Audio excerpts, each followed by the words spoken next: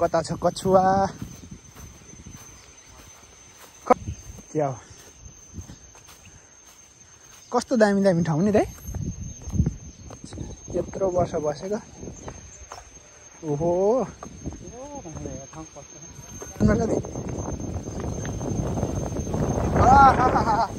के हो कस्तो दामी आएको खोइ कछुवा हेर्ने हो गाइज कछुवा खोइ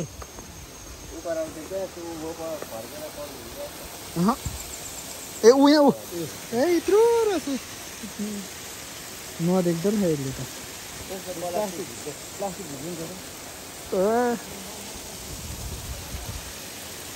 हामी अलिक सहयोग गर्नेमा परिँदैन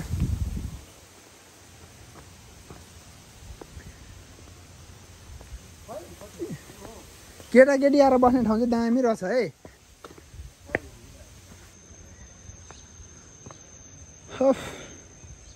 गर्मी भयो